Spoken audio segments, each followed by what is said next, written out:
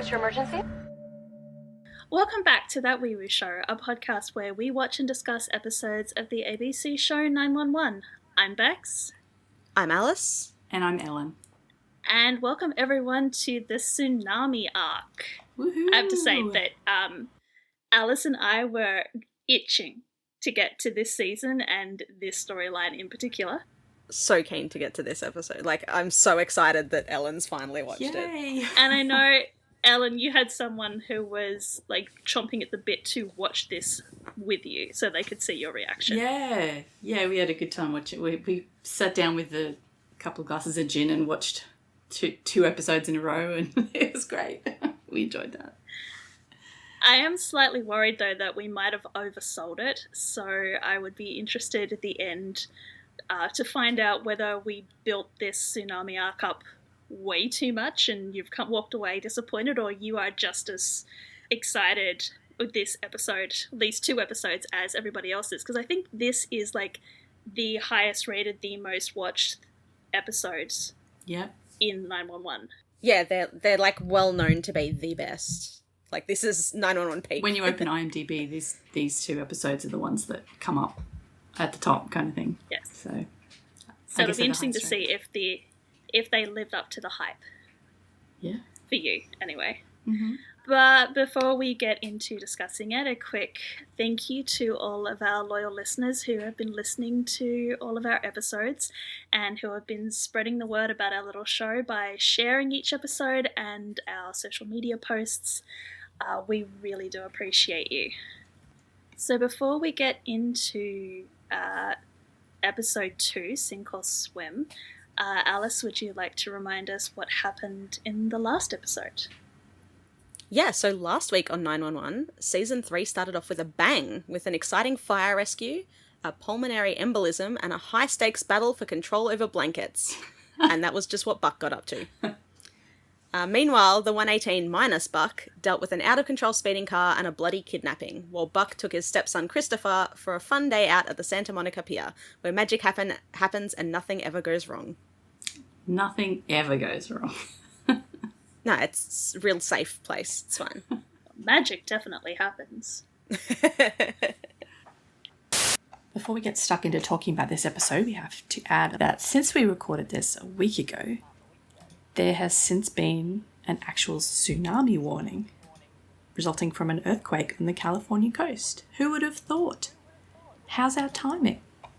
Yeah, I went a little bit overboard with the promo for this episode. We promise we did not manifest this, although the number of tsunami-related suggestions that I'm getting from our streaming services... Oh, God. Oh, it's crazy. Bex and I have just been sending them back and forth because, like, obviously before we recorded, we didn't want to be like, hey, Ellen, this is the tsunami episode. But, like, Disney Plus recommended... like a thing on a tsunami, and then I was watching something with my dad the other day and I was like, Bex, this is about another tsunami. Like, yep. What is happening? Maybe we did manifest this. But no, it turned out that it was quite a strong earthquake. It was like 7 on the scale? It was a 7.0, yeah. But it was not the kind of earthquake that can cause a tsunami, because apparently you need a very specific kind of seismic activity that results in a tsunami. Oh, interesting. Okay. There you go. Yes. So they still issued a tsunami warning for like San Francisco and areas on the North California coast. The US Geological Survey has this early warning system called Shake Alert. And I think it is automatically triggered that if the earthquake originates out in the ocean, it's better to warn and be wrong than not warn and risk catastrophic danger. It's really interesting. The Shake Alert app actually got alerts out to people in California and Oregon seconds before the earthquake hit the population. Oh, wow. And that's cool. They had enough warning about this tsunami that they were able to get residents to higher ground, and they actually evacuated a lot of the zoos and got the animals up to higher ground. Oh, that's amazing. So there's none of this standing on the pier staring out at the water going, oh, where did the water go? In reality, as we said, as I think we said during the episode, there would be prior warning about this happening. And in fact, they're actually complaining now that they got too much warning because it took them almost an hour to cancel the tsunami warning. And people are complaining that they should have cancelled it earlier because of the time and panic and effort that went into preparing for a tsunami that never happened. Yeah, fair. Well, I'm very glad everyone's safe. Yes. Oh, yes, thank goodness, yeah. There was no chopping off of fire captain's arms or missing children in the water. Thank goodness. Santa Monica Pier was safe. Santa Monica Pier was very safe considering it's in, like, more south of, than San Francisco. I barely know Australian geography. Don't ask me to contend with American geography. All right. Well, on with the episode then. Okay, so this episode, To Sink or Swim, first aired on September 23rd, 2019. So just about 5 years ago, just over 5 years ago, I want to say. Have I done my maths correctly? Yes. Yeah. I'm not even going to try. I'm like, what year is it again? I don't know. I lose track. After 2020, it's all a blur. So the official summary was just a massive tsunami hits the Santa Monica Pier, placing Buck and Christopher's lives in danger. That's it. And we have... Not ominous at all. It's fine. The only triggers are a big wave. No, we have a few more. We have... we have a trigger here for teleportation. I don't think that's really... I think you guys have just added that. Come on. We have a car accident. We have drowning, death by drowning, and death by electrified water, and multiple people and like children at threat, and also dead bodies in the water. So there are... I think we've just been looking before we started recording this episode at like Google Street View and stuff to try and work out how this happened. And I think there's two ways we can approach this. Either we go into all the detail and nitpick every like element of this episode that is totally ridiculously crazy, like non-realistic at all, or we just hand wave all of that, like suspend our disbelief and just roll with it. It's a big wave. So I am so glad that for once I am not the one getting hung up on the details. Because it's usually me wanting to nitpick and decrying how unrealistic the episodes are. But I think if we want to keep this episode like under 2 hours, we should probably just hand wave and accept that everything that happened on screen happened, and we're not going to worry about the details. I mean, some details we can get into. Yeah, I think we can do a bit of both. We can hand wave some of it and accept that it's actually a really well-made episode. Like this particular... there are some visually stunning shots in this episode. You always see the shots, and then when you watch the episode, it's like, oh my God, they're so well done. Yes, I was very impressed with all of the sort of flowing water. I mean, I know that it was a lot, well, we'll get into this later, but I know it was filmed in a big swimming pool, basically. But the visuals of that, all of that water flowing through the streets of Santa Monica is just really amazing. Quote unquote Santa Monica. Yeah. So anyway, let's start at the beginning. Okay, so this episode opens with a replay of the last few minutes of the previous episode. I mean, it's only been a week, but apparently we needed to refresh everybody on what happened. Like Buck and Chris are happily playing all the games and going on the rides and doing all of those things again that we've already seen. Before we get the actual wave, we have the other fire crew and arriving on the scene. Yeah, so we got a quick glimpse of them in the last episode when Buck got distracted by them arriving and he's sort of watching longingly as they're responding. This week we get an extended version of that scene where we actually get to watch the members of this is the 136. We get to see them pull out their defib and resuscitate the poor dude in the mascot costume that has passed out from, I don't know, heat stroke, dehydration, heart attack, pick your poison. And I think that they needed to do this extended scene because the members of the 136 become important in this episode, in this storyline. So they needed to introduce them to the audience probably a little bit more than they did last week. Otherwise, the audience would just be looking at these members going, who are they? When did we see them before? This is where you saw it's also them before. establishing, like, hey, there's a paramedic and therefore a fire truck on scene. Yeah. But it also means that because the scene's quite a lot longer, it's a hell of a lot longer that Buck's just been standing there while Chris has been like, Buck, struggling under the bed.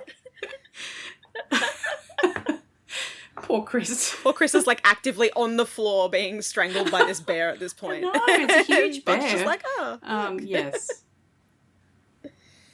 But yeah, so we do get part of the what do you want to be when you grow up scene again. But then we see it from a different perspective. We see it through a drone camera. Oh, yeah, that's right. So we've got to be introduced to a few more extras that, you know, are going to be important later. Charlie, who is the drone pilot, and she's sitting on the pier next to a guy called Reggie, who is drawing her sketching her on a campus thing. Although apparently flying drones on the pier is a big no-no because we get the harbour master coming down to stop Charlie. Yeah, I'm not entirely sure why there's a harbour master on the pier, because even though it's a pier, there's no ships or anything. Like, I don't think there are any ships that come up to this pier. It's just a leisure pier, right? I don't. I mean, you're the one that's been there, yeah, so I'm going to defer to you. I was only there for a situation. few hours. Like, I don't. And this was like over a year ago. It's people of LA. They needed somebody to be looking out and who could hit the button to sound the siren. They do have Santa Monica Harbor Patrol, and they have an Instagram account. Oh. So I guess he's just like the boss of like the top guy from there. But yeah, he'd be in charge of like life-saving stuff, I guess, too. And we see him like tell off the boat as well. But there's a lot of marinas around there, you know, just to the south of there. Like there's canals and stuff. So maybe the harbour master is partially to do with that as well. And if GTA 5 is correct, there's a lot of jet skis. So. Yeah. One thing I was surprised at while I was there, now I'm going to like just be insufferable about actually having visited this place. When I was at Santa Monica Pier. The beach is like really, really wide. Like it's very flat. I was shocked by how wide the sand on this beach is, just dead flat. And then you get the freeway, like the Ocean Road thing is like right there. And then there's this cliff, which is like 100 feet high, like 30 meters or whatever. And there's like nesting in the top of the cliff in the dirt are these squirrels, like these ground squirrel type things. And I was just like walking along going, why are there squirrels in the ground here? It was just bizarre.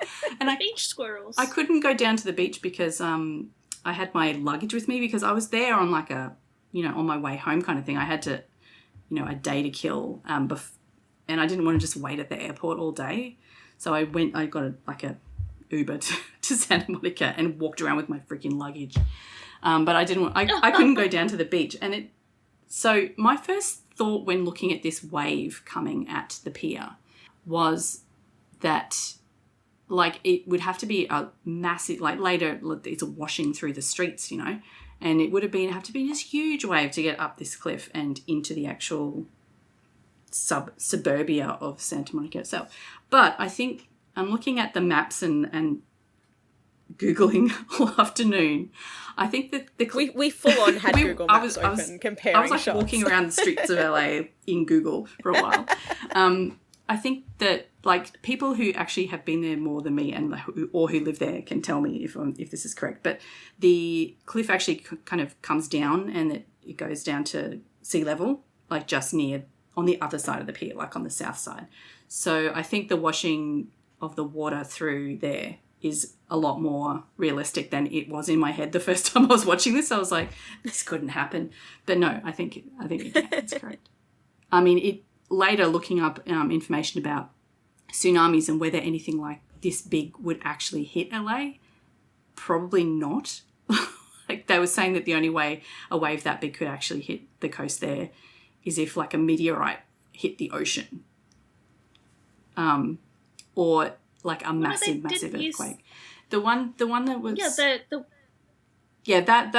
the article that I can put it into the post, but it said that if there was a really big earthquake near Alaska, a tsunami could hit LA, but it wouldn't be anywhere near as big as the one that they show in this episode.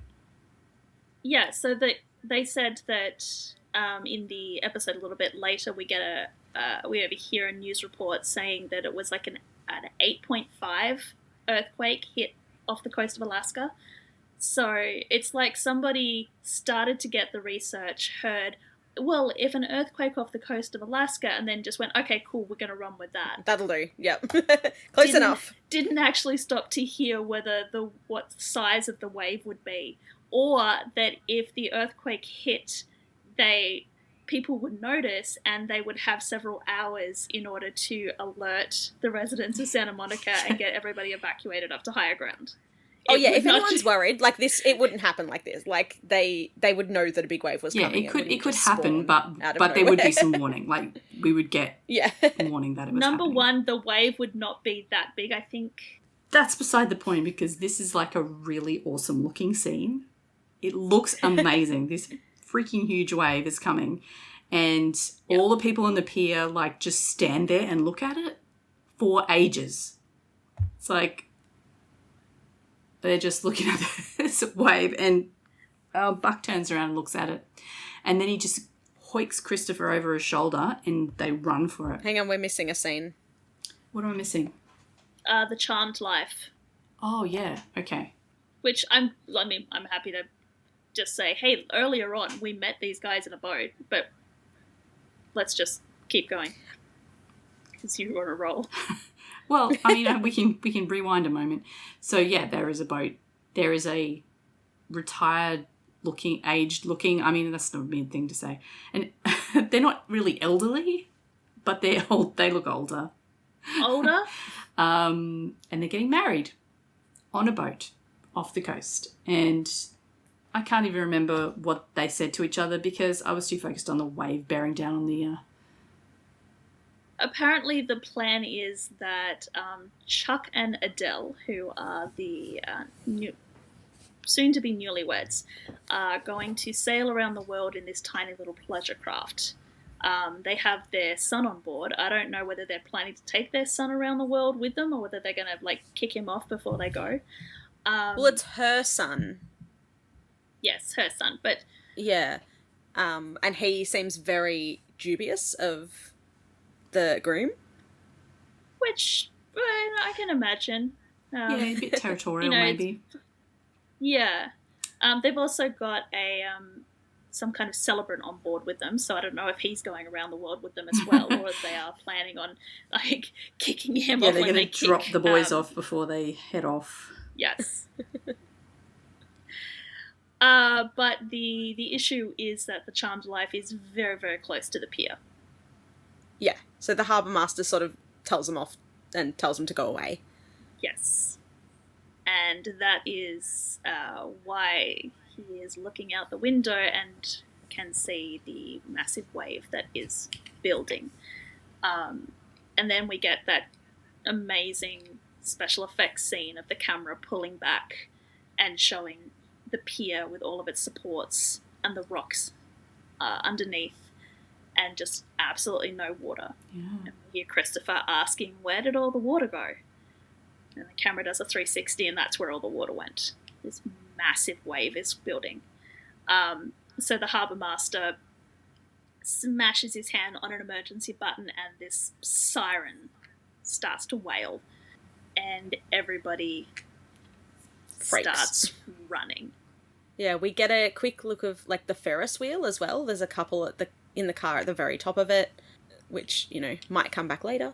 The people in the boat scramble to get in the cabin, but the real like climax is definitely Buck and Christopher.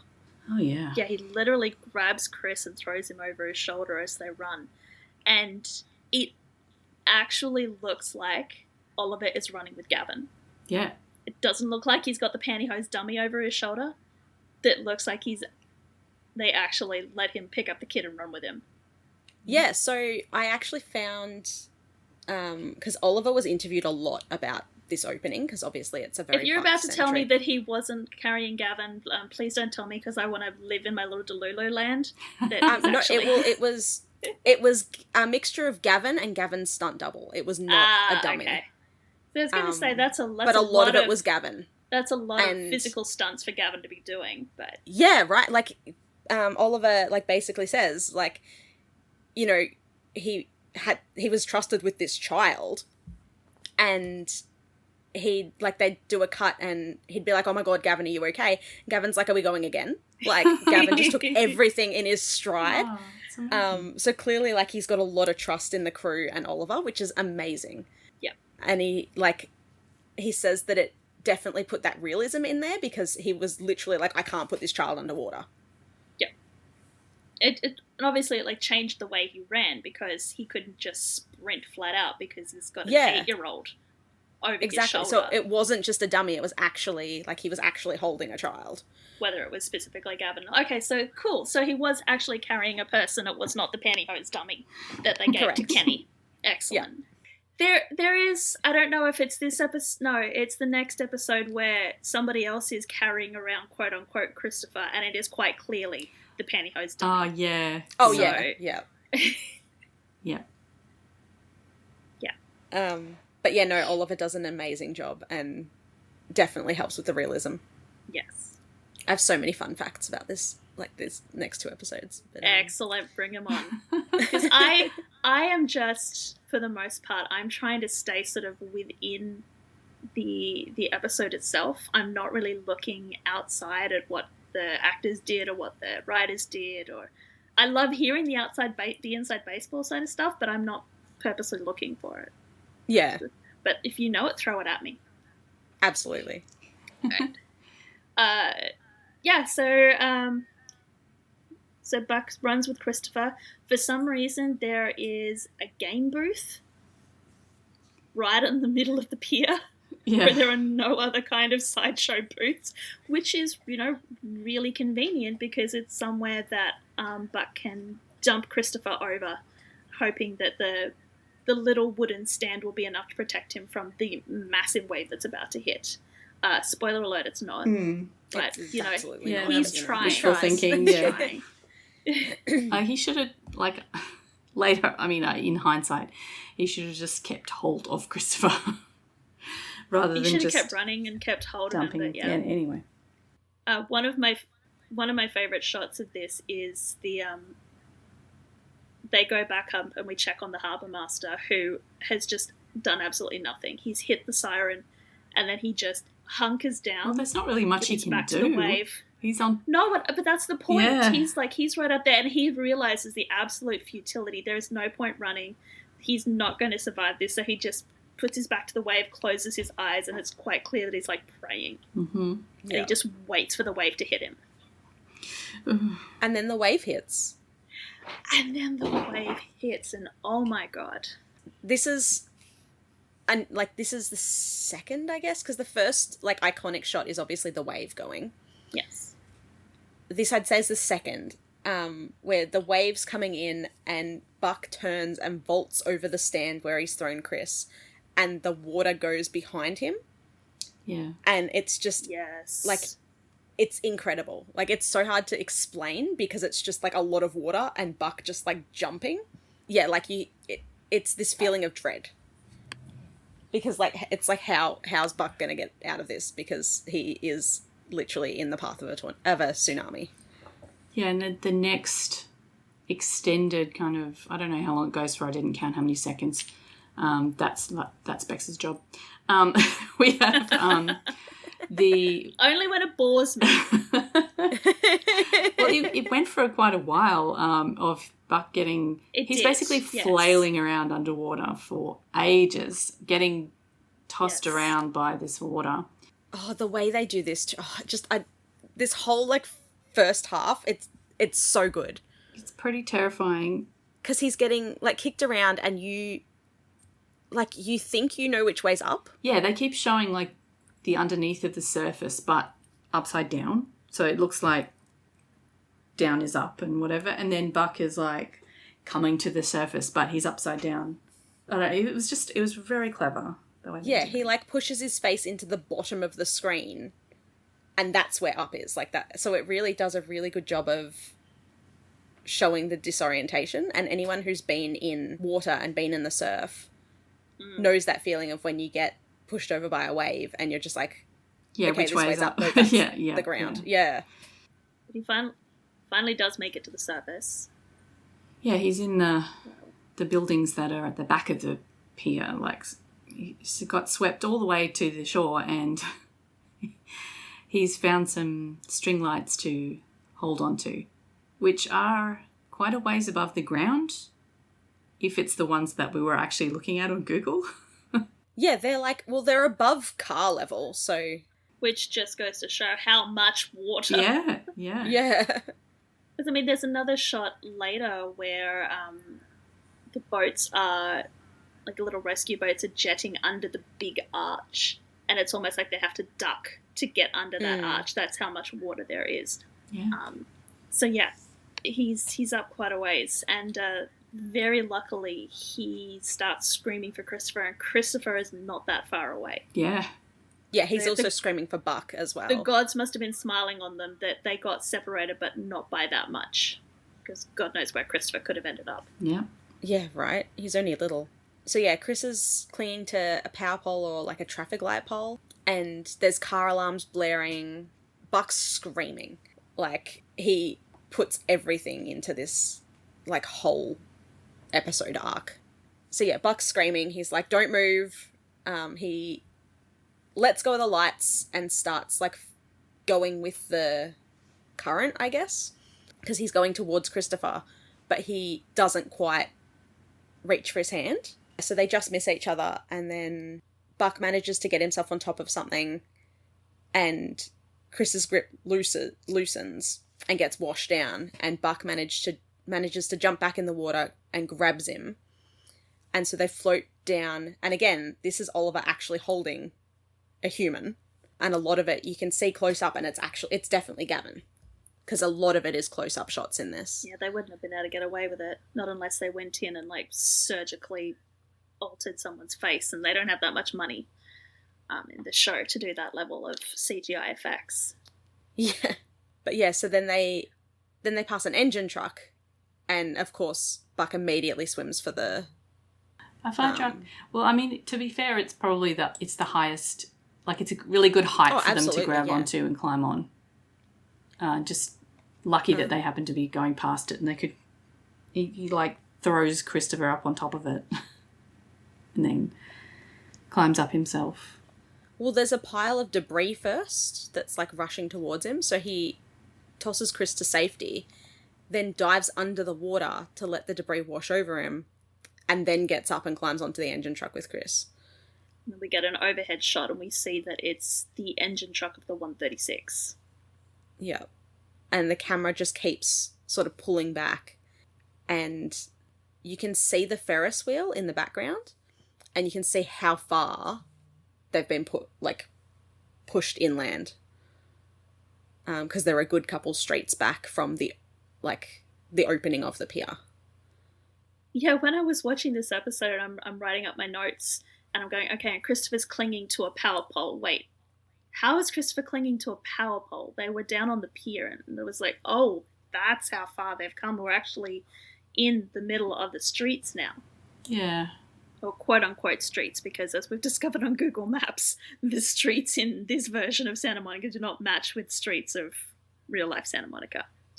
But that's okay. We are going to... Let's just not worry about that. To be fair, they were washed so far that they're in Mexico now. We're going to suspend our disbelief and we're just going to enjoy. Yes. Fun fact, it's all done in the same water tank that they did the Titanic in. Yeah. Oh. It's very so they clever. Flew the whole cast and crew down to Mexico to film. Thankfully, they're not having Buck and Chris on any doors. Well, I mean, the thing with the Titanic is it was just out in the middle of the ocean with some icebergs. I mean, they weren't in the suburban streets, were they? So they've done a great job of transplanting that ocean into the middle of the city. They really have. It's amazing. And now we're going to do one of the time jumps that 911 likes to do, because we're going to go back 20 minutes, and we're going to go and get mani-pedis with the Grant women. Oh, this was such a 180. I was like, what the hell's going on? 1 minute we're in death's door with I did like the transition though, because we've had Buck and Christopher in the swirling water of the tsunami, and then it cuts to swirling water, but it's a foot spa. Yeah. Yeah. Apparently, Athena and May have a monthly mani-pedi appointment, and they're talking with their technician about how Athena is going to miss this because May is starting college applications, and she's going to be heading off to college soon. Although she's freaking out about it because she still needs letters of recommendations, and one of the applications for one of the colleges is completely different from the others, so she can't just copy paste what she did for one college. And she hasn't finished her essay. Because the essay is supposed to be about something important, and she has not done anything important yet. Right. Just wait 30 minutes, honey, and you'll have the perfect subject for your essay. I know, it's definitely a thing in TV shows where it's just like, oh, my life's been so boring. What do I write about in college? And then all of a sudden they have this life-changing event. So if you're getting ready to go to college, maybe don't say that aloud because... This conversation about May not having had anything important happens to her is in the car, obviously on their way back from the appointment. And they telegraph what's going to happen so obviously because they're cutting backwards and forwards between Athena and May as they're talking, always making sure that we see the passenger window of behind each of the women's head. And apart from the fact that the green screen is terrible, you're just going back and forth, and I'm just waiting for somebody to get hit. Yeah. Yeah. And of course, May does. They're having a conversation, and then all of a sudden a car comes out of nowhere and T-bones May's side of the car. So the 118 is... Where Eddie still thinks that Buck and Chris are having a lovely day. He's blissfully, they're all blissfully unaware of anything that's happening to Buck or Chris this entire episode. So, yes. Hen wants to know how Operation Buck Up Buck is going, and Eddie shows him these adorable photos of the two of them having fun at the pier, presumably. Right. They're having pancakes. First. I don't know where the pancake parlor is. And the photo's so cute, and the text caption just says he wants pancakes, so we're doing pancakes, and I'm just like, oh my god, so cute. I love Buck so much. But they're having this conversation in ankle deep water, and Bobby sort of wanders over and makes the dad joke of, oh hey, who left the hydrant open? And at that very minute Eddie gets an emergency alert text message saying that there is a tsunami warning. So they had... But if this is 20 minutes before the wave, then why did nobody else get this and therefore start evacuating the pier? Is this 20 minutes before? Because I don't think we're at 20 minutes before now. No, 20 minutes before was Athena. Was Athena and the nail. So these guys must be... This is back to like current time, I guess. This is current time? So this is not happening concurrently with the Athena May storyline? Well, It's happening concurrently with their car crash. Because they're more inland, so the water takes longer to get to them. yeah, okay, that kind of makes sense because... But still, they're getting the warning just as the tsunami's hitting then, right? Yeah. Which kind of negates the fact that it's a warning. It's more just an alert, this has happened. Yeah. Yeah, it's like, hey, by the way, a you've got no time tsunami to happened. get anywhere. Like, No. if you're on the coast, you're screwed. If you're at the pier, maybe seek help, because you're probably underwater. But If you're at the pier, your phone is probably dead and you're not getting the text message, so... That too. Unless you've got one of those magical phones that the guy who calls Linda has. oh yeah, I mean, to be fair, my phone's waterproof. yeah, mine is too. I don't know if it would like be able to keep I don't a know if it call survived on that, though. like being actually underwater, but I hope I never have to find out. Yes, I I don't want have to mine put in that the to the shower all the test. time, so it's probably fine. Okay. Well, we only get a tiny snippet of what the 118 are doing because we're going back to Athena and May. Yeah, basically it's a snippet long enough to be like, for Eddie to think that Buck and Chris are just having a great time. And they are nowhere near the pier. Yep. Yes. But when they pull, the camera sort of pulls up. The Athena-mobile. And Yes. Athena-mobile. She can't open the doors because there's like cars on either side of them. So she pulls this little metal hammer out of the glove box and smashes the window with it. These are actually really good to have, by the way. You can get these and a thing that like cuts the seatbelt as well. Mm. Oh yeah. And they're really good to have in your car just in case. An So emergency. if you do see one, grab one. If Chuck it in your you're car somewhere. in Australia, they're like $25 at Super Cheap Auto to get Yeah, the there you go. proper metal one. Don't get there's like an orangey plastic one that you can get, which are fucking useless. Get the Don't get that crap. get the Yeah. fully metal one, and keep it in your glove compartment so that in an event of emergency that you need to evacuate your vehicle and the doors are not working, you can smash through the windows. But the thing is, don't do it the way that Athena does. Athena just sort of does it like in the middle of the windscreen. You do it down the bottom front, basically. So like if you do it at the bottom, it'll crack the whole window. She does her door window. Yeah. So you do it the door window, but you do it like in the corner, and then Near it'll crack the- the whole thing. Near the mirror thingy. Yeah, near the mirror. Yeah. Or the other side, like just in the corner. Just in a corner somewhere. Yeah, that's where you're told to Right. do it. Thank you. I do like 'cause that. Thank you for that PSA. Funnily enough, she does it properly the next time she does it, because she does it again later on in the scene, and she does it properly. But this time she just sort of does it in the middle. But yeah, you do it sort of in the corner, and it should spiderweb, and then you can break it. You can, if you don't have the hammer, you can take the headrest off your car, Oh yeah, that's right. like off your car seat I've as heard that well, one and before. put that in the middle, and then like smack it with your fist. But yeah, you just want something like blunt, but like hard, because That's something what she sharp will said. just... I do like that May makes a comment watching her mother smash out the window, like, where did you get that? And Athena's just like, your stepfather. Yeah. Like, Bobby has made sure that they're all safely kitted out. So dad coded.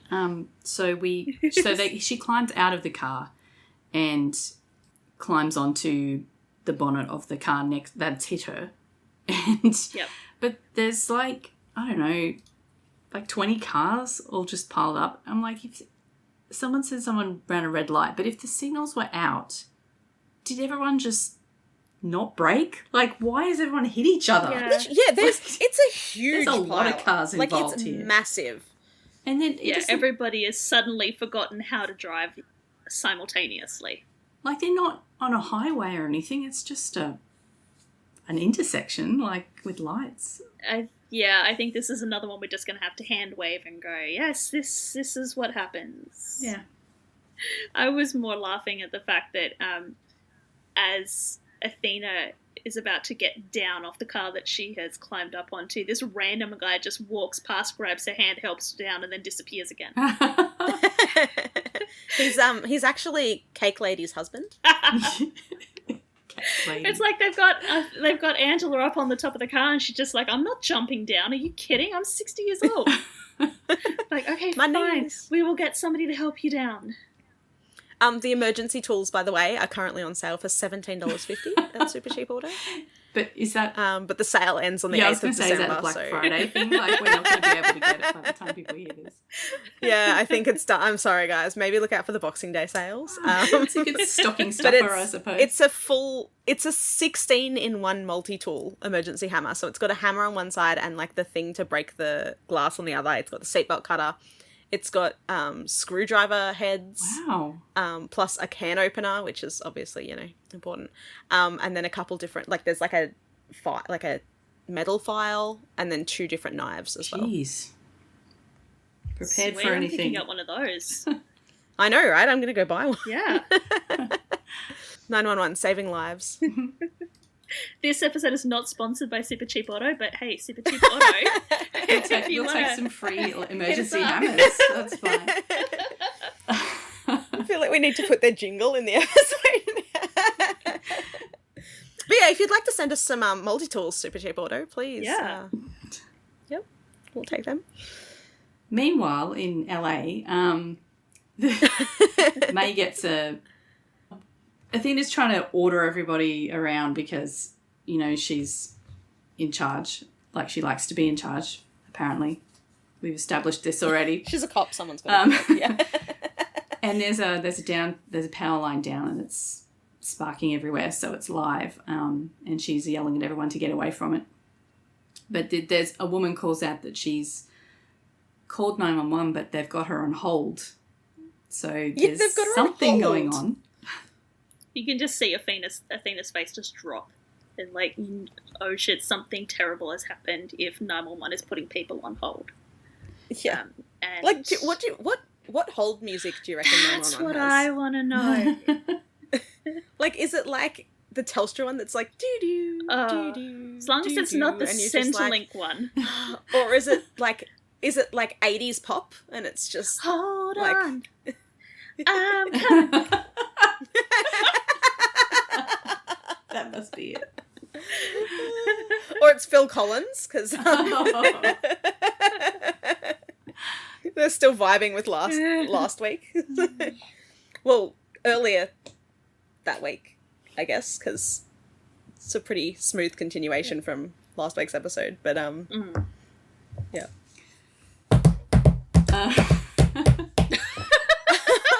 May gets a notification on her phone she gets the tsunami warning thing. Yes. Except that apparently she also knows that it took out the pier, so maybe it was just the news. She's on Twitter. Let's be Yeah, real. she's jumped onto social media. Then we go to dispatch center and we see how busy they are that they have had to put people on hold because they are flat out answering calls. So Linda's on the phone with someone and is telling them to keep climbing because the parking structure has 5 levels. There's another dispatcher who says that they'll send a unit as soon as they can get into the area, but it might take a while. This episode had a distinct lack of Josh. I wonder where Josh was through all this. Yeah, you're right. Maybe he wasn't on shift. But yeah, he's got the day off. But do you think, though, that they would see that happening and they wouldn't just all, like, converge and go like, yes, it's my day off, but I know that things are going to get bad, so I'm going to come down and pitch in anyway? Nah. Now you think Josh is just at home on the couch just watching this go down? So he might be on holiday or something. He might be somewhere else. Bit of behind the scenes. It's literally Black Friday, like the shopping day as we're recording this. There were so many stores that were like calling out for help, and I decided to go do a store tear down instead, where I didn't have to deal with any customers and just rip down shelves all day. It was great. Yeah, I'm just like, oh, what's that? Stores are busy. Oh, what a shame. I'm gonna go not do that. Well, I mean, the thing with 911 is that they've only got a certain number of spots that people can sit and answer calls, right? So the more people are there, it doesn't make it better. I'm sure that they could wheel out their little trolley full of, landlines and plug those in like they did when the power went out. Josh should be there with a clipboard and a map having the best time. And everyone's like, dude, it's just the coast. Like, it's just the pier. And Anyway, he'd be like, yeah, but look at all the pins on the pier. I missed Josh this episode. That's my takeaway. Yeah. I wish there had been Josh. He is missing. But we have Maddie, and we're going to have Maddie have a call with a dude named Jonas, which is an incredibly sad call. Oh my god, can we fast forward through this part because I hate this. Yeah, it was awful to watch. This call is so sad because it's so futile. Yeah. Like, Maddie cannot save this guy. The audience is fully aware that we are just going to be watching this guy die, because there is nothing that anybody can do to save him. Yeah, he's trapped inside the attic, like the ceiling space. Yeah, because Maddie told him to go look for a window, and he went, you know what? I'm going to go up to the attic instead. And he gets trapped up there, and despite all of Maddie's best efforts, he's unable to get out of the attic, and the water level rises, and he drowns. Yeah, and Maddie just has to listen to it. Maddie just has to listen to it, and it's just like the kicker is that this guy survived Everest, and yet his own house is his undoing. Yeah. And then no sooner than his call drops, the phone rings again, and Maddie has to suck it up and answer another call. Yeah. Thankfully that we don't hear what that call is, because it was probably someone... the people call 911 for the stupidest reasons, but in this case there was probably someone else who was drowning in their apartment. Yes. Although I do want to note that it's very poetic that as soon as Jonas drowns, the display on Maddie's computer says that the call fails. So his phone cuts out as soon as he dies. But later on, Linda has a caller who drowns, but the call stays open for 20 minutes. Yeah, because Linda's is an iPhone and Jonas has a non-waterproof Android. Well, I went back and I watched that scene again, but without the volume, so I didn't have to listen to it, to see if maybe he was on a landline. But no, he was on a mobile phone. So, I get the poetry and the symbolism of the call failing as soon as his life fails, but it's inconsistent with what they go and say later on. Anyway, it's very sad. It's very sad. Physically can't get anyone to him. He can't physically and get Maddie out. has like a perfect tear that spills over and runs down her face. Oh no, now the Supernatural musical's playing in my head. You're welcome. Perfect Maddie. Okay, we have Eddie jumping out of the 118, the truck. Jim and Hen are climbing up to have a look at what's happening. And I was trying to work out where they were. This is when I started looking at Google Maps, because there's This is when I started trying to work it out. There's too. actually road signs there that say, like, the Pacific Highway or whatever it's called. Now I've forgotten the name. I think it's the Pacific Coastal Highway, PCH. Yeah. I think they're on the PCH, but it doesn't I couldn't find that particular street sign. Yeah, so there's an anywhere exit there near for Santa Monica? 5th and 4th streets. Yeah. And so I think it's like right near, like just inland from the pier. Like it's not far. It's only like a kilometre or something. But they're looking down into like where all the water has reached, like from the waves. So they're up on the highway near an exit. And I couldn't, like when I was looking around in Street View, I couldn't see like this exact view, but you know, it must be around there somewhere. They're up high somewhere. They're as close as they can get to the pier, and they've set up a staging. So all of the trucks have stopped on this little section of the highway. But we get some exposition where basically Hen asks if like One Wave did all of this, and it's corrected that they've had 2 so far and they're expecting another 4 or 5 before it starts to recede. And they're commandeering everything that'll float. We also get told that there were 4 firehouses in the path of the wave, and all but the 136 have checked in. because the 136 were down on the pier. Yeah. Which we are, like, the audience, we already knew that because we've seen their engine truck. So we knew Yeah. But apparently they don't know where the crew of that truck are. Speaking about 136's engine truck, we cut back to Buck and Chris. This is so cute. They're huddled up on the so top of the engine truck, and Buck's checking with Chris and asking if he's okay. And the line reading of this is just adorable because Chris is like, yeah, I took surfing lessons. I love how they keep bringing that up. They're freaking expensive surfing lessons. I'd be bringing them up as often as I could too. Yeah, that's right. Right. So yeah, Buck sort of says to Chris, like, maybe you can teach me. And he sort of has a look around, and Chris is like, well, we have a fire truck. Yeah, it's like up to its doors in water, but yeah, they have a fire truck. They have a fire truck. We got a fire truck. But at least, like, it's cute that they're both comforted by the familiarity, I guess. Yeah. Yeah. So this is where Buck starts being the big damn hero. Being a hero?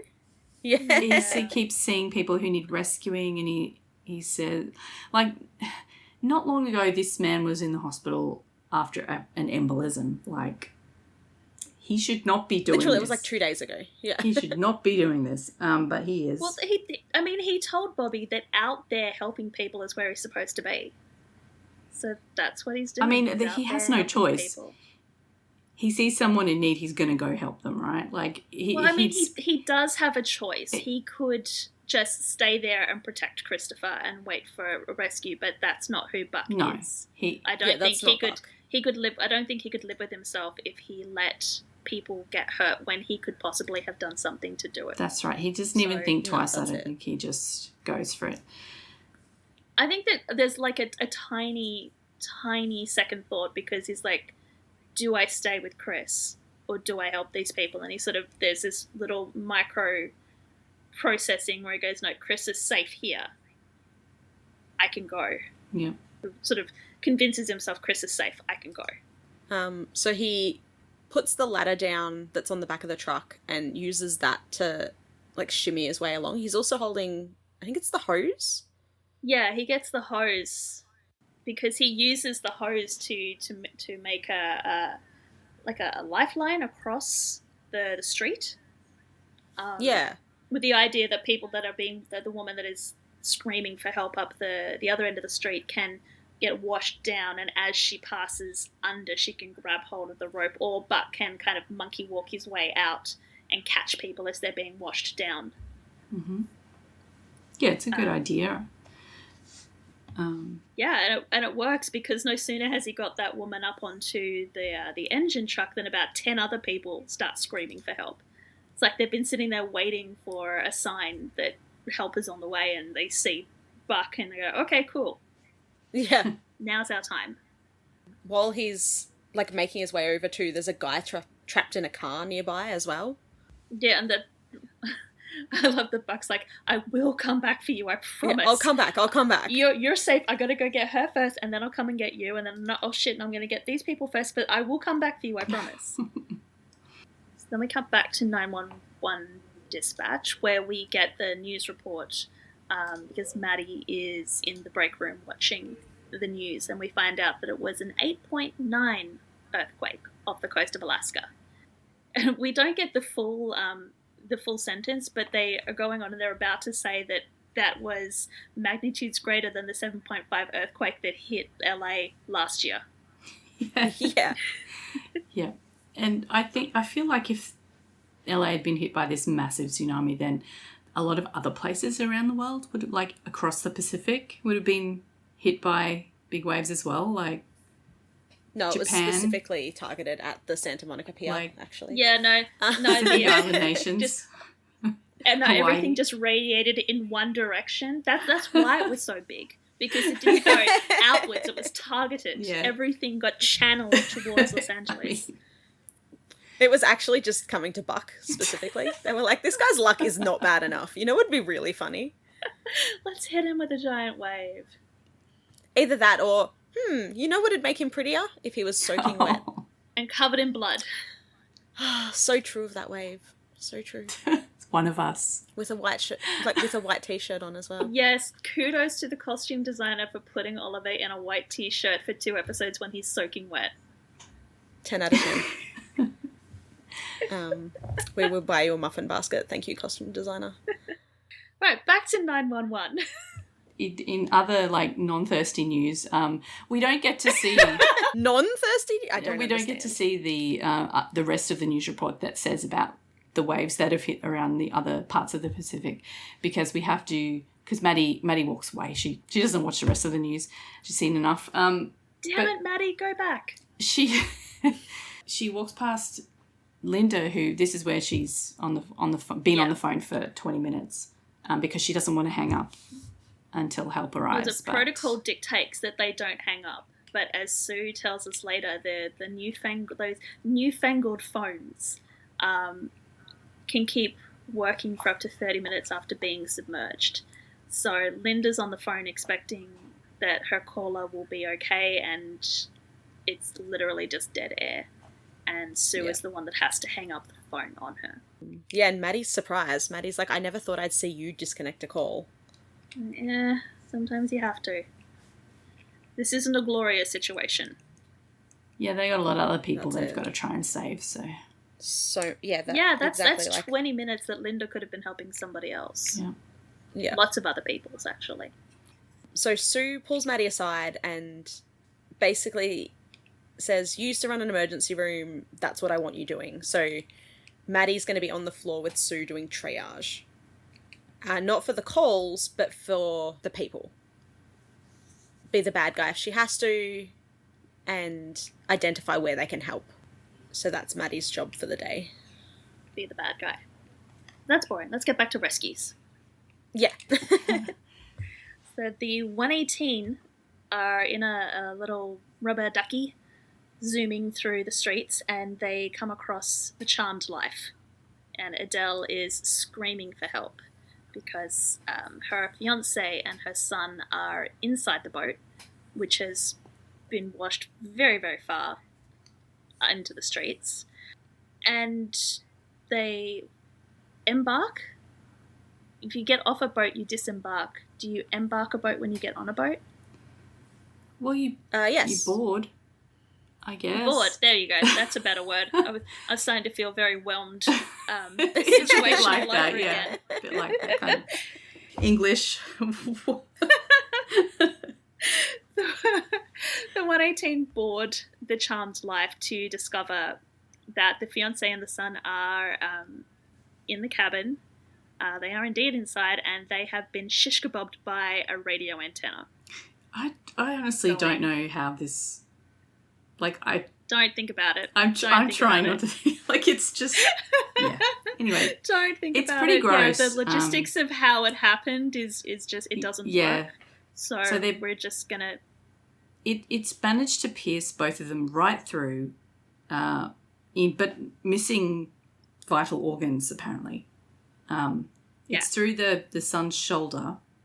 And he's lying on top of his not even stepfather, because they didn't even finish the ceremony, but soon-to-be stepfather, and then out the bottom of the boat. So they have to try and work out how to get them off it. If they pull them off, they'll bleed out, basically. So... And if we've learned anything from this show, we've learned that if you get impaled with something, you do not pull it out. Leave it in. Let the ER deal with it. But in this instance, they can't really take the entire boat to the ER, so they've got to work something out.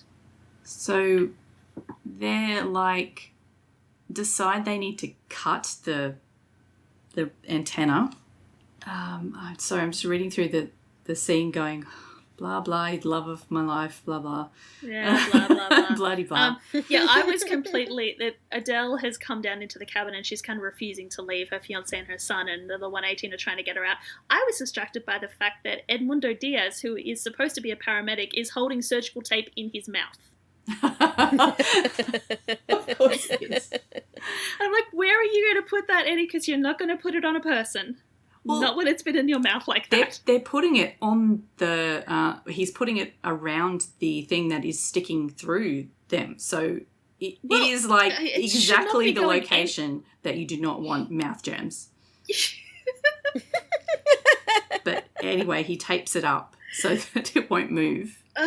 And then they just get a big old circular saw of some kind and cut between them. Like, I don't understand where they're cutting here, because they've obviously not cut the dad free. They cut above Jason, which is the kid, and then they cut between the Jason two and of Chuck them. so that they can take Jason out without actually having to remove the antenna from him. So they just like... I'm thinking too hard about this again, but Yes, I imagine you that, are. like... And I'm happy that it's not me for once. Do you know how, like, if you've got a metal thing, like, right through... Like, even if you are sawing through a bit of metal with a... Mm-hmm. Like, the vibrations of this thing, like, it's just going to be it would be excruciating. And hot. And So hot and as well. extremely, like, dangerous. Oh, no. I'm pretty sure that they say to somebody, this is going to hurt. I'm like, yeah, no shit. Oh, my God. No shit. I actually watched the first episode of season 3 all the way to the 3rd episode last night with both my parents. Yeah, oh, yeah. And Mum's been watching on and off, as I've mentioned. She has a lot of thoughts about this episode, which we'll go into. But Dad, it was his first experience with 911, and he doesn't normally watch shows like this. Like, when I watch TV with Dad, it's like Grand Designs and like Rock Queers and that sort of thing, Spicks and Specks. Yeah. He doesn't really watch stuff like this. And so the guys like grab a power saw, like a circular saw, and he's just like, where did they get that? And I was like, it's magic. Like, and he's like, but they were on a and I'm like, you just don't question it, Dad. Yeah. And Mum's like, they needed it. And he's just like, but where was it? And he's like, and we're like, and he just pulls I it mean, out of his they had- pocket. Don't ask questions.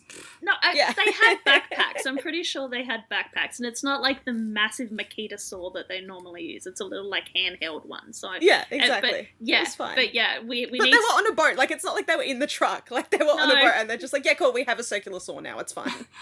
we need to teach Russ just to go with it. That's it. Yeah. He'll learn. It's fine. But yeah, so they get Jason out, but then I think the plan was that they were going to cut Jason free and then just like pull Chuck off, which just like sounds really bad.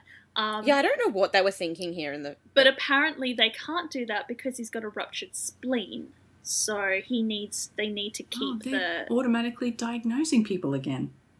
Yeah. Amazing. Well, yeah, so his abdomen is distended and warm, so he's obviously got internal injuries. Hen magically believes that it's his spleen. So Bobby decides that he's not had enough fun in this episode, and he is going to go underneath the boat and cut the antenna from there. And then I'm guessing they can then pull the entire antenna out and transport Chuck with it still in situ. If it's through the hull of the boat, it's let's not go there. Anyway, we get a really cute Chim and Bobby moment where we get Chim says, always did love Jacques Cousteau as a kid. And Bobby goes, you and me both. And then puts his mask on. And it's just like, oh, the little Chobby, is it Chobby, the ship name? Oh, Pretty no. sure it's Chobby. No. the Chobby fans everywhere Really? were applauded. What? I mean, I don't understand that reference. It's Chim Bobby. I should not be surprised that people are shipping them because people will ship anybody, but no. Apologies to I mean, your kink is not my kink, and ship and let ship and all that, but no, sorry. we love you, Chim and Bobby fans. But yeah, there's also a whole thing about Kenny and Peter as well. I think it's definitely like a besties thing, but like it's super cute. It is cute. But yeah, there you go, Chobby.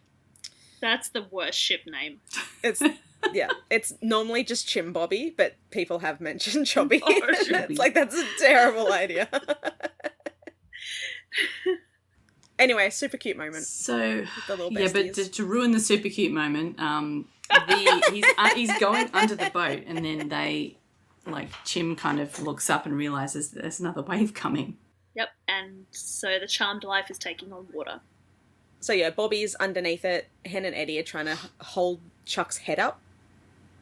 But we go back to Athena and the car crash. It's a great name for a band. Athena and the car crash. It is, actually. This dude is says to her, "Aren't you a police officer? Can't you take a statement for this crash?" Yes, apparently Chad is very upset with the damage to his car, and he wants to get a police report on file against the woman who he claims rear-ended him so that he can claim for the insurance. Athena is just like, I have bigger fish to fry right now. Yeah. She's like, do I look like I'm on duty? She says there's some real trouble down by the beach. They've all got to look after each other. There's a lady who is she calling out for help, or is somebody else calling out to come over and help her? I think Athena's just checking on people, and she might have just noticed that the car was crashed.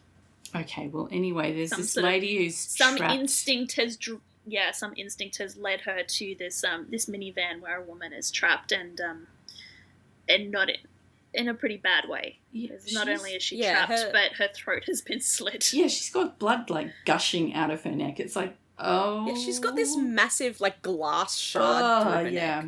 And she's trying to kind of hold something up there to keep the blood from coming out, but she's getting a bit weak, and she's not going to be able to hold it. So Athena just ropes May in. Yeah, hey, teenage daughter. May's just like, I don't want to do that. But yeah, May takes one look at it and starts shaking her head and no, I'm not doing that. Yeah. And Athena has to give her a pep talk, now is not the time for you to be friend. Oh, it's not even a pep talk. She scolds her. Yeah, it's like shames she her almost slaps her into it. She's like, come on, put your hand here and hold this. It's like, oh my God. It's supposed to be that she only has to do it until Athena can come back with the first aid kit. Yeah, I don't know what she's going to do with the first aid kit, but... Well, I'm assuming she's going to get bandages and actually, bandage up the neck to put constant pressure on. So I love that May is kind of half-heartedly putting pressure on this and just scanning out the window for her mother. When is she back? Is she back yet? Can I do this? Can I stop now, please? Can I It's stop? like the kid at the supermarket when you're, watching the stuff, getting scanned and the conveyor belt's going closer. And then your mum's like, oh, I forgot the butter. Yes. I'll be right back. I'll be there. And she's like, this is way too much responsibility for a 17-year-old child. Yep. I am just a girl. And it's so sad because Vicky is trying to make small talk while she's actively bleeding out. Yeah. She's like, oh, Hi, did you hear a tsunami? Am I dreaming? No, there wasn't? Okay, yeah, cool. She apologises a lot, I'm pretty sure, too. Oh, sorry, you got roped into this. She keeps saying it's fine. It's fine. It's fine.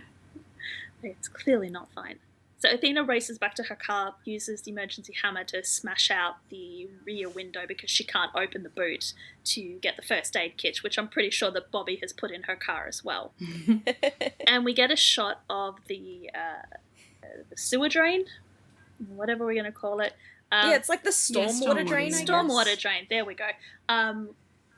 Where it says helpfully that water normally drains from the street to the ocean, but this time it's going the other way, and the water from the ocean is coming out onto the street, and it's slowly spreading under the cars across the street to where the downed power line is. Yeah, which is still live because, the emergency services have been a bit busy. Chad hasn't noticed the water. He's still focused on getting this woman's details and down an unofficial police report so that he can get his insurance claim in. Notices that Athena has sort of returned back into his eyesight and marches across the street to make her file a police report. But he gets one step into the street, his foot goes into the water, and he's toast. And we get possibly the most low-budget scene in this entire 3-episode arc. Because it looks so fake. Like, my dad, who is an electrician as well, burst out laughing in this because, like, the camera, like, goes weird. He, like, shakes a bit, foam comes out of his mouth, almost and then he's dead. Immediately, like, he starts what? foaming at the mouth. Yeah. Like, it's so bad. Like, it looks like the pantyhose dummy, basically. It's the pantyhose dummy of electrocutions. Oh, yeah. But the side effect of this is, like, Chad is dead. Like, but Athena realizes that the water is now dangerous, and she therefore cannot go back to help May, and May cannot get out of that car. She has to stay with Vicky until they can get the power turned off, because she's been grounded by the tires. So she's safe as long as she stays in the car. Poor May. She's goes back to Vicky and puts the, thing back on her neck and tells her she's going to be fine. And Vicky's like, I'm really sorry. It is interesting, it's interesting to note that once May realizes that, like, help is not coming, she steps up.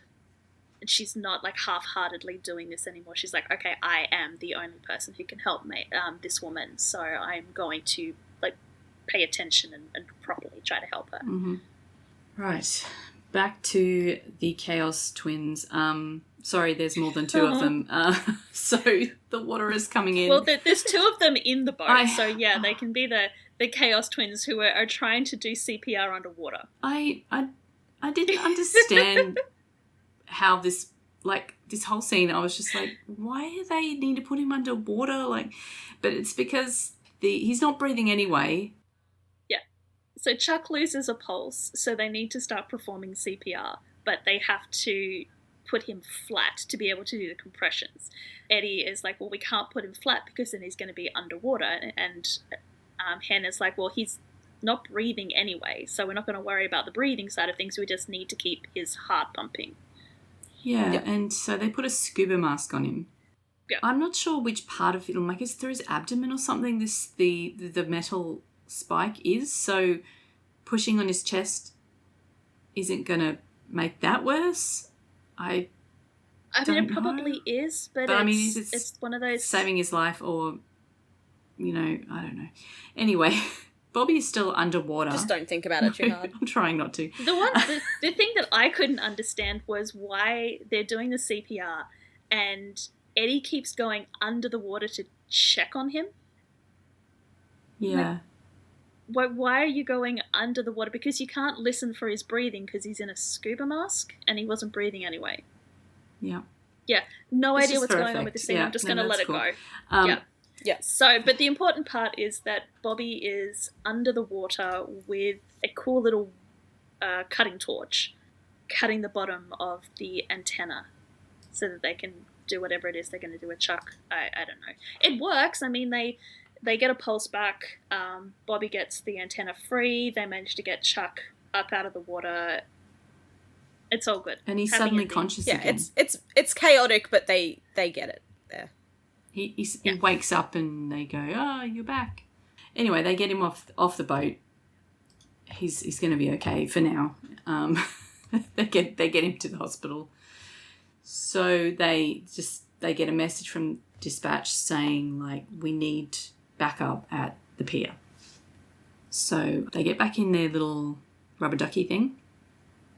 Yeah, so Hen and Chim are going to go with Chuck and Jason to the hospital. They don't get to play down at the pier. And Bobby and Eddie are going to go down and help out. But first, we're going to go back to the car accident where somebody has finally got through to 911. And this is where I was really wishing that they had Josh. Because Athena grabs the phone and says that she needs... she identifies herself, she gives her location, and she says, we need a power crew down here. And dispatch I is love going... that she doesn't give her badge number, like normal, that we used to get her ID number. Yep. And this time she's like, it's Athena Grant, LAPD, and they're just like, oh, hey, Athena, what's going on? Well, see, if it had been Josh, he would have known, but this guy doesn't know. But when Athena says, I need a power crew, he's like, but you haven't lost power down there. She's no, that's like, the I know. problem. I've got folks dying in the street. Apparently the nearest crew is over an hour away. And Athena's like, well, that's not going to work. So she has another idea.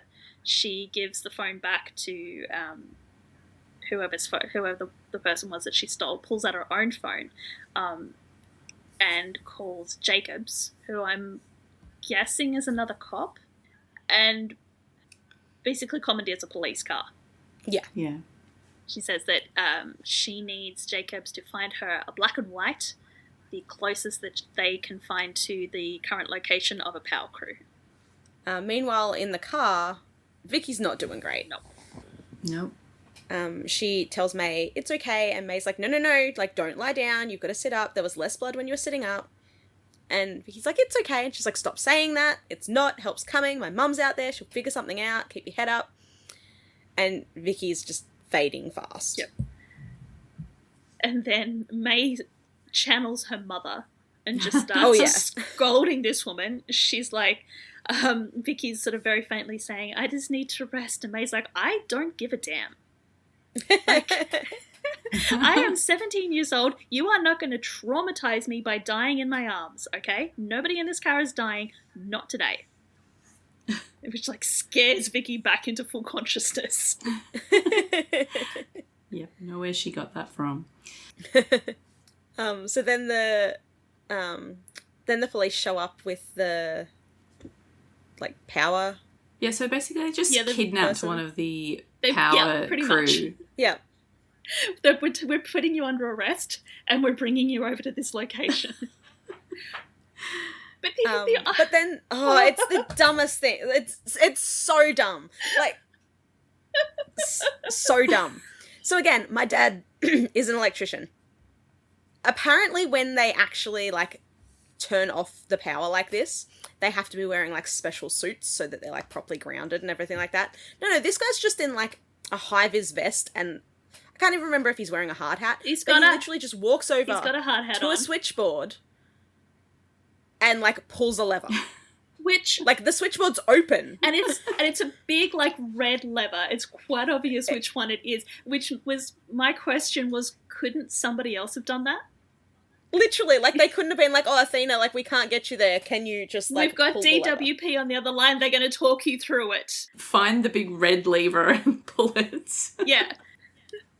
But it's like, it's so stupid. But it works. So the power goes off. The water instantaneously is no longer electric spicy water. We were trying to work out as well. So, like, if obviously all the water near the power line, like, how long does the water retain a current?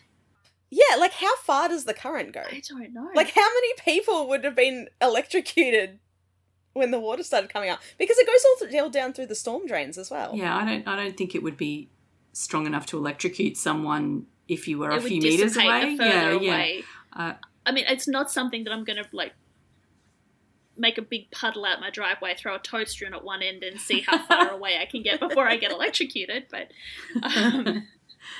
anyway, it doesn't matter. It's good. It's finished. The power's off now. The power's off. No Athena problem. races back to the minivan where she discovers that Vicky has died, and May is just cradling her dead body. So apparently she was going to get traumatized today. Yep, sucks to be Vicky. Sucks to be May. Vicky's okay. Yeah. She's having some rest now. She really did need that rest. Yeah. And just as this happens, an engine truck and an ambulance show up. Yeah, just too late. Paramedics converge on the scene.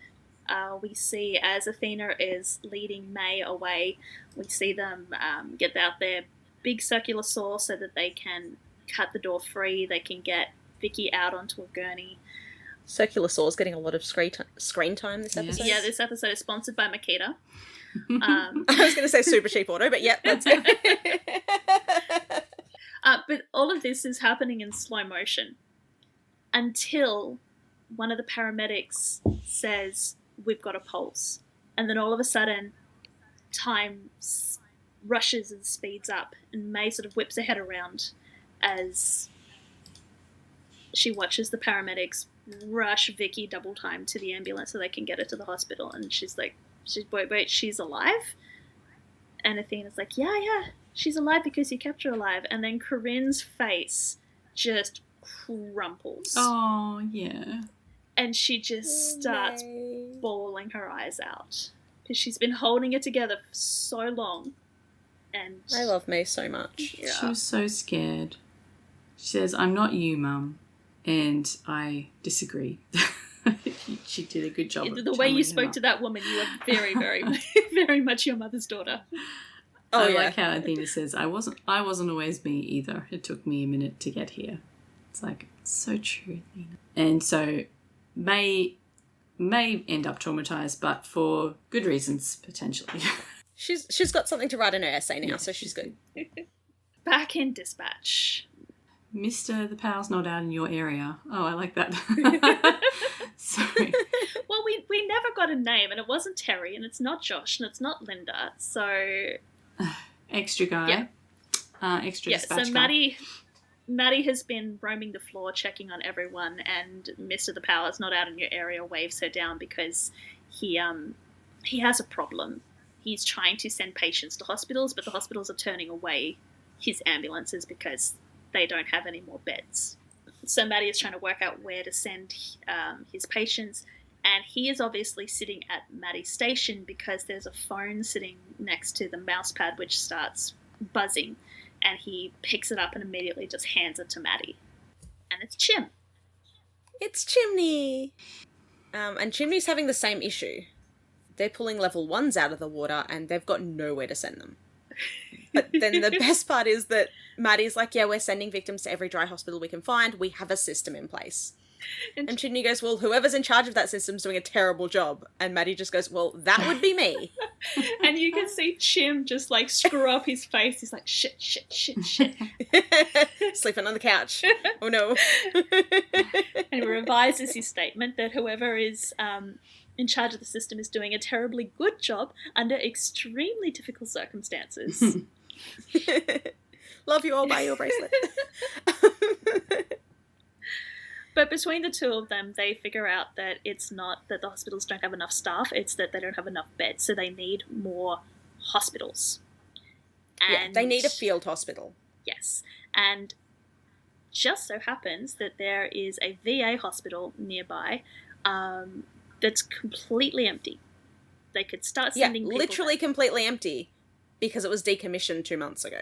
So there's also no beds or anything, but they're like, yep, no, that's fine, we'll get stretchers. Yep, we can get it set up. That's fine. So Maddie promises that she'll talk to Sue and she will make that happen. And then they have this cute little moment where they check in with each other, and Maddie like runs out into the hallway and almost kind of hides because suddenly it's not a work call anymore, it's a personal call, and she doesn't want to see anyone. She doesn't want anyone to see her like taking a personal moment.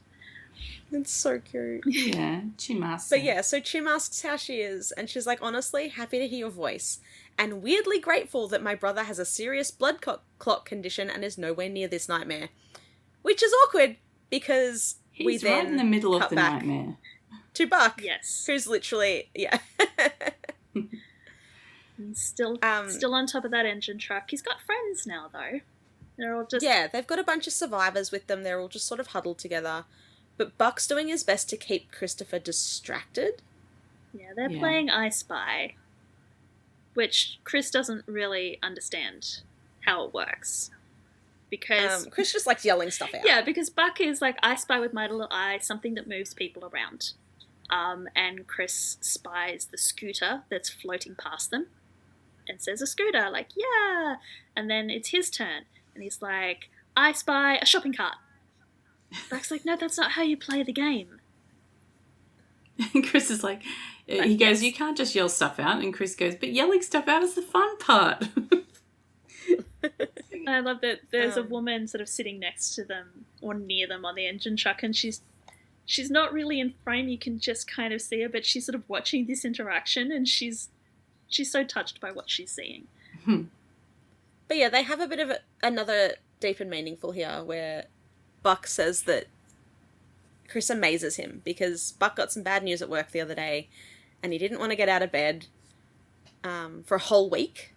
But Chris has had a terrible day and here he is still smiling and laughing. You know, even when the water was rushing over him, he just kept on swimming. And Chris just goes like Dory. He just keeps swimming. Yeah. I did like this next part because in the last episode I was when they're doing the whole iffy ableism thing, and I was saying that the inspiration porn, and I was saying, you know, I'm sure that Christopher has complained at some point, and they say it here. He's like, well, Buck's like, you never complain, and Chris is like, no, I complained once. It didn't work. It didn't work.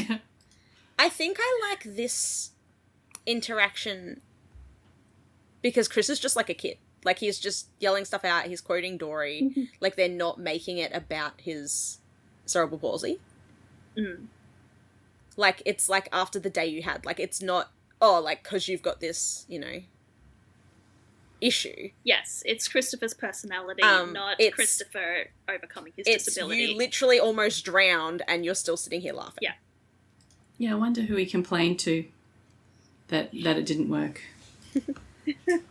Was it Eddie or was it his grandparents? Or But he just like complain in general out into the universe, and the universe is just like, suck it up, kid. But the deep and meaningful gets cut short because the other people on the truck start making sort of like, oh no, and sad noises, and Buck looks up to realize that there are bodies floating down past the truck. So Buck immediately is like, look over there! Up the opposite direction! I spy high. something up high. Just really, really high. I'm gonna... Here, let me move your face in the direction of where I am spying and hold it there so there is no possible way that you can turn and look over your shoulder at the dead bodies floating past you. And you can see that even as he's trying to put on a brave face, he's very distressed by the fact that there are all these people that he couldn't rescue and he couldn't help them. Yeah, he couldn't save. Yeah. It's going to be a hell of a clean-up job. You can see that from all the debris and dead bodies everywhere. And I assume there's going to be, like, sewage in this water somewhere. Like, yes. It's a big mess. Yep. It's not going to be good. But at least they will have a field hospital because the Deputy Mayor and State Emergency Services have greenlit Maddie's plan. So that's going to go ahead. And she's really excited for a second until Sue tells her to start by getting body bags there. She realizes that 5,000 of them just to start. That the field hospital doesn't necessarily mean that they're going to be saving a lot of people. It's possible that it's just going to be a place for the bodies to go. So Eddie and Bobby are heading to sea. Yes. They're going to the Ferris wheel. Pretty much, yeah. Which is the other end of the pier, which is now out to sea. Basically, the Ferris wheel is barely hanging on as the waves it's just like keep coming in. There's just half of it is just sticking out above the water. Yeah. Bobby's already sick of Eddie without Buck because Eddie's like, you see this cap? And Bobby's like, yeah, it's fine, right there. Like, it's literally right there. Whereas, like, Eddie would have been like, you see this, Buck? And Buck would have been like, I sure do, B1. There's people hanging off the Ferris wheel, basically. Some are up the top in the little cars, and others are just clinging onto the sides of it. And there's also, like, massive piles of debris sort of floating around the Ferris wheel that people have climbed up on top of as well. Bobby... No, I don't think Bobby's steering, but Bobby's boat kind of pulls up around to one side of the Ferris wheel where there's a man and two women sort of floating on something, a pile of something. And here's why I get really frustrated with the episode, because Eddie asks them something and they respond and it's all in Spanish, and all we get told through the closed captions is they're speaking Spanish. Yeah. Yeah, but Bobby explains it afterwards. Bobby has picked up a little bit of Spanish, apparently. He got the gist of it. Yeah, so basically, like, someone's been helping them, and the man just points up at the Ferris wheel and goes, La Bombera. It's something Bombera. And Bobby's like, wait, who's helped him? And Eddie's a little bit confused. He's like, La Bombera. And then we see Lena lean over the top of one of the little cars, boats, pods, whatever you call them when they're on a Ferris wheel. Yeah. And just yell. Carriages? Yeah, that'll work. I don't know. Yeah. But she's up on the Ferris wheel and she could use a hand up there. And so Eddie turns back to Bobby and his chosen translation of La Bombera is Fire Lady. Which pretty much, because... He's not wrong. Yeah. But it's like when you're talking to a 2-year-old and you're like, oh, look at the nice police lady. Yes, yeah.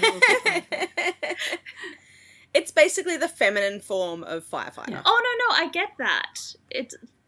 But yeah, like, I don't know how that translates to Fire Lady, but sure. It translates to Fire Lady if you're explaining it as like a child. Yeah. It's like Lady Firefighter, but why he chose to tell Bobby that it's Fire Lady, Maybe he was just being cute for Dad. I don't know. Like, talking to the captain and the audience like they're 5. No, again, he thought he was talking to Buck. Maybe. Speaking of Buck and Chris are back, still on the truck. He's worried about what he's going to tell Eddie about all this now. Like, he's supposed to be looking after Chris, and this is what happened. But Chris says to him, to be fair, I don't think anybody could have anticipated this was going to happen. God. It's not like Buck did this on purpose. And Chris reminds him that he says, you saved me and you saved them. And then Buck's like, no, we did that together. We make a great team. It's like, oh, so cute. They have a hug. Yes. But it's... they have a high five. They have a hug. The cuteness is short-lived because, as with all waves, it goes in and then it has to go back out again. And so we go to dispatch and Maddie's watching the TV and the news anchor helpfully lets us know that they're getting reports of another surge. And Maddie's like, oh God, not another wave. And Sue's like, no, same wave, it's just going the other direction, back out to sea. Which I don't quite understand because the SES guy said that this was the 3rd wave. They've had 3 waves so far. Yeah, so shouldn't the waves be like going in and out and in and out constantly? Not just in, and then all the way out? Yeah, but this is like a worse surge backwards. I guess. I don't know. I'm not going to think about it. I don't know how tsunamis work. Not like this. The water has to go out again at some point. I don't know, the tide's going out, the moon moved, who knows. But anyway, we go back to Buck and Chris and the water's now rushing the opposite direction. And fast. It had calmed down a little bit when they were playing I Spy. But now it's seriously rushing and it is knocking into the fire truck and it's sending debris into the fire truck. And one of the guys that Buck had rescued previously falls off the truck back into the water. Yeah, and then we cut briefly to the Ferris wheel where a bunch of debris is heading for it. So they all hold on as best they can, but the Ferris wheel is like bending over, looking a bit precarious. And we go back to the fire truck in the flood and Buck's trying to hold on to Christopher, but he leaves Christopher and tries to grab one of the guys who fell off out of the water, but another surge, like something hits the truck. There's also more people that were obviously further up the street, further down the street, that were okay where they were when the water was calm. Now that the water has started to move, they're being sucked out and they're being swept down the street. And yeah, so they've got suddenly a whole bunch more survivors. Yeah. And so again, Buck has that split second of, do I stay with Chris or do I try and save these people? And once again, he makes the decision, Chris is safe up on the truck, so I'm going to save these guys. Turns out Chris is not safe on top of the truck. Yeah. No, because he's trying to grab these people and the whole truck lurches. And unfortunately for everyone involved, Chris is not sitting with his back on the little cavity on the inside, on the roof of the truck. He is sitting on the railing where Buck had left him after they were playing I Spy. And so when the truck moves, nobody's holding onto him, and he just goes backwards into the water. And you can just see the moment that Buck realizes what's happened. Because he grabbed hold of one of the guys that was being swept past. The truck moves and he loses this guy's grip. And it's like, the truck's moved, I've lost this guy's grip. Holy shit, Christopher. And just spins around, and at this point, only dogs can hear Buck. Because he's in a panic, his voice has gone so high. I question whether Oliver was able to talk after this scene. Yeah. Like, Oliver is acting his heart out here. Yes. Yeah. And there's actually an interview with Oliver because Buck's, like, on the truck screaming. He then jumps into the water and starts, like, flailing about looking. And there's an interview that Oliver does after this episode came out where him jumping into the water, like, wasn't scripted. Like, I think it was just, like, Chris falls off, Buck, like, screams, and then the camera cuts. Oh. And Oliver was like, do you think I'd jump in? Like, should I jump in? And the director was like, look, like, jumping in at this point would be suicide, but if it was my kid, I'd be doing it. And so Oliver jumps straight in. Oh, what a way to end the episode. Yep. We end the episode with Buck in the water screaming for Christopher, and no sign of him. Yeah. Absolutely no sign while the water's, like, rushing around. Yeah, and then they pull up in the streets of Santa Monica again, and it's like, this is amazing. Ah! Very terrifying. I can't imagine having to wait a whole week to see the next bit. Yes. This is very definitely an episode that you need to watch them, like, back to back to back. Yep. Yeah, absolutely. Any other fun trivia that we haven't covered for this particular half of the emergency? Let me check my notes. Okay, so the water tanks they filmed in were the Titanic tanks, and they were 1,200 by 1,200 feet. Oh, so they're huge. Like 40 meters wide? 1,200 feet are apparently 365 meters. Oh my god, really? Holy shit, I missed a zero. Wow, that's huge. So yeah, massive. They're filled with ocean water because the tank meets the ocean. So the whole crew was in wetsuits. It's like the swimming pools in Sydney. Like the pools that are built into the side of the beach. Yeah, but bigger. Oh, yes. Yes. Much bigger. Oh, wow. I guess that's how they get so the huge whole crew waves was in it, right? With them in the water. Yeah. And they built, I think I saw in one of the articles that they built the buildings in there to make it look like the streets. Did I imagine that? No, but that would make sense. No, they probably would have built. If the tank is that big, then yeah, you could build structures into it. Yeah, like they were probably empty structures, but they'd still be structures. Yeah. Just like plywood facades. Yeah, the more physical stuff's there, the less CGI you have to do, I guess. Yeah. But and yeah, so as I said, like he had a stunt double, but like Gavin had a stunt double, but it was better when it was actually Gavin. But Oliver was like, I can't let this child go underwater. So it was a lot harder and more stressful, which led to a better product because it was real. Oliver said that Gavin never complained. He even hit his head on the fire truck once. And when they all cut, he was like, Gavin, are you okay? I hit your head. And Gavin just said, it's okay, Buck. Aww. And Oliver just melted. He's the sweetest, bravest kid when it comes to the stunts. So cute. What else do we want to say about it? I feel like we need to just get straight into the next episode. Yeah, I think the blood clotting stuff's all next episode, so we'll dive into that a bit. Yeah, I feel like I want to pick your brain about this, Ellen, but I think I'm going to wait till the end of season 3, end of episode 3. End of season. Yeah, we're not talking to you, remember Ellen, until we've watched all of this.